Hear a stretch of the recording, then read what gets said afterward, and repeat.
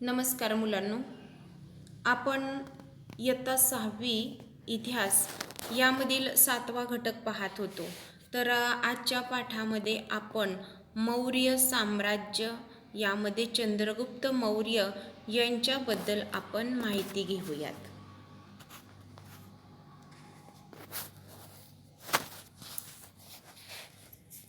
पहा, चंद्रगुप्त मौर्य. तर चंद्रगुप्त मौर्याने मौर्य साम्राज्याची स्थापना केली. कोणी मौर्य साम्राज्याची स्थापना केली? तर चंद्रगुप्त मौर्य यांनी. मगधचा नंद राजा धनानंद होता आणि त्याच्या जुलमी राजवटीला लोक कंटाळले होते.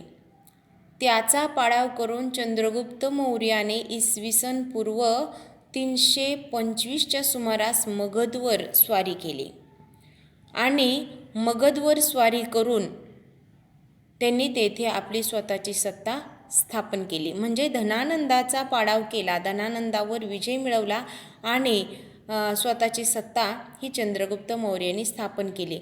मगध साम्राज्याबरोबरच त्यांनी अवंती आणि सौराष्ट्र हे सुद्धा जिंकून घेतले. आपल्या साम्राज्याचा विस्तार हा त्यांनी करण्यास सुरुवात केली. सिकंदरने नेमलेल्या सत्रपांमध्ये त्याच्या मृत्यूनंतर सत्तेसाठी लढाया सुरू झाल्या. आता हे सत्रप म्हणजे कोण? तर आपण पाठीमागच्या पाठामध्ये पाहिलेलं होतं की सिकंदरने भारतामध्ये जे काही भाग त्यांनी जिंकलेले होते, परंतु ते नंतर आपल्या मायभूमी निघून गेले आणि ते जात असताना त्यांनी भारतामध्ये जे काही भाग जिंकलेले होते त्या भागावर जे अधिकारी नेमलेले होते त्या अधिकाऱ्यांना सत्रप म्हटलं जायचं. तर हे सत्रप जे आहेत हे जाता जाता सिकंदर इराकमधील बॅबिलोन या ठिकाणी मृत्यू पावले आणि मग सत्रप या सत्तेसाठी लढू लागले किंवा भांडणे करू लागले. परंतु सिकंदरचा एक सेनापती होता, त्याचं नाव आहे सेल्युकस निकेटर. तर हा सेल्युकस निकेटर जो होता तो सिकंदरचा सेनापती होता आणि तोच त्यांच्या मृत्यूनंतर बॅबिलोनचा राजा झाला. त्याने वायव्य भागात आणि पंजाबवर आक्रमण केले. तेव्हा चंद्रगुप्त मौर्याने त्याच्या आक्रमणाचा यशस्वी प्रतिकार केला. म्हणजेच चंद्रगुप्त मौर्य यांना या सेल्युकस निकेटर बरोबर विजय मिळवता आला आणि त्यांनी त्याचा पाडाव करून चंद्रगुप्त मौर्यांना फायदा काय झाला तर अफगाणिस्तानमधील काबूल, कंदाहार आणि हेरात हे जे प्रदेश होते ते त्यांच्या साम्राज्यामध्ये त्यांना सामील करून घेता आले. आता विशाखदत्त नावाचे एक संस्कृत नाटककार होते बघा, आणि त्यांना मुद्रा राक्षस नावाचे जे एक नाटक होते ते त्यांनी लिहिले होते. त्यामध्ये त्यांनी धनानंदाचा नाश करून चंद्रगुप्त मौर्याने स्वतंत्र सत्ता कशी स्थापन केली हे कथानक त्यांनी त्याच्यामध्ये उलगडून दाखवलेले आहे. अगदी कथानकामध्ये आर्य चाणक्य किंवा कौटिल्य यांच्या योगदानास सुद्धा त्यांनी विशेष असे महत्त्व दिलेले आहे. नंतर बघा, मेगॅस्थेनिस, कोणतं नाव बोलले मी? तर मेगॅस्थेनिस नावाचा एक सेल्युकस निकेटर यांचा राजदूत होता आणि हा जरी सेल्युकस निकेटरचा राजदूत असला तरी चंद्रगुप्त मौर्यांच्या दरबारात राहिला होता. त्याच्या इंडिका या ग्रंथामधील वर्णन हे मौर्यकालीन भारताच्या अभ्यासाचे महत्त्वाचे साधन आहे.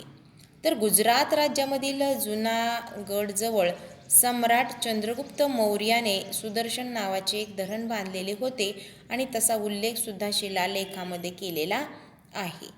आता आपल्याला अधिक माहितीसाठी येथे पाहता येईल की जैन परंपरेनुसार चंद्रगुप्त मौर्याने जैन धर्माचा स्वीकार केला, परंतु त्यांनी आयुष्याच्या शेवटी मात्र या सर्व राजपदाचा त्याग केला आणि उरलेलं आयुष्य जे आहे ते श्रवणबेळगोळ या ठिकाणी ते जाऊन राहिले. हे कोणतं आहे?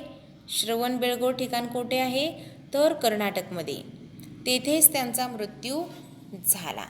म्हणजे अशा पद्धतीने चंद्रगुप्त मौर्याने आपले यशस्वी अशा प्रकारचे राजकीय भूमिका पार पाडले आणि उत्तरार्धामध्ये ते नंतर श्रवणबेळगोळ या कर्नाटकमधील ठिकाणी राहिले आणि तेथेच ते मृत्यू पावले. आता याच्यावर मी थोडेसे प्रश्नही तुम्हाला विचारते. तुम्ही याच्यावर एक स्वाध्याय सोडवायचा आहे की तुम्ही काय करायचे तर 10 रिकाम्या जागा तयार करायच्या आहेत आणि त्या स्वतः सोडवायच्या आहेत. तुम्हाला पुन्हा एकदा प्रश्न विचारणार आहे मी, चंद्रगुप्त मौर्य यांनी कोणत्या साम्राज्याची स्थापना केली? तर चंद्रगुप्त मौर्य यांनी मौर्य साम्राज्याची स्थापना केली. चंद्रगुप्त मौर्यांपूर्वी मगध राज्याचा एक राजा होता. त्याचं नाव काय होतं रे? तर त्याचं नाव होतं धनानंद. चंद्रगुप्त मौर्य यांनी कोणत्या साली मगध राज्य जिंकून घेतले? तर इसवी सन पूर्व 325. सत्रपांची नेमणूक कोणी केलेली होती? तर सत्रपांची नेमणूक सम्राट सिकंदरने केलेली होती. त्यानंतर आणखी काही प्रश्न आहे बघा. तर सिकंदरचा सेनापती कोण होता? सिकंदरचा सेनापती सेल्युकस निकेटर. सिकंदरच्या मृत्यूनंतर सेल्युकस निकेटर हा कोणत्या ठिकाणामधील राजा झाला बरं? तर तो बॅबिलोनचा राजा झाला. चंद्रगुप्त मौर्य यांनी सेल्युकस निकेटरचा पराभव केल्यामुळे चंद्रगुप्त मौर्यांना कोणता फायदा झाला? अफगाणिस्तानामधील काबूल, कंधार आणि हेरात हे जे प्रदेश आहेत ते त्यांना मिळाले, म्हणजे त्यांच्या साम्राज्यामध्ये ते समाविष्ट झाले. इंडिका हा जो ग्रंथ आहे याच्यामध्ये कशाचा अभ्यास केलेला आहे? तर मौर्यकालीन भारताचा अभ्यास या इंडिकामधून आपल्याला पाहायला मिळतो. हा इंडिका जो ग्रंथ आहे तो कोणी लिहिला आहे रे? बघा बाळांनो, इंडिका हा ग्रंथ मेगॅस्थीनिस याने लिहिलेला आहे. याच्याबद्दल अधिक माहिती काय तर तो सेल्युकस निकेटरचा राजदूत होता आणि तो चंद्रगुप्त मौर्य यांच्या दरबारात राहिलेला होता.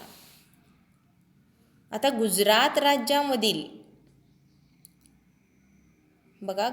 राज्यामधील जुनागडजवळ सम्राट चंद्रगुप्त मौर्य यांनी एक धरण बांधले. त्याचं नाव काय होतं?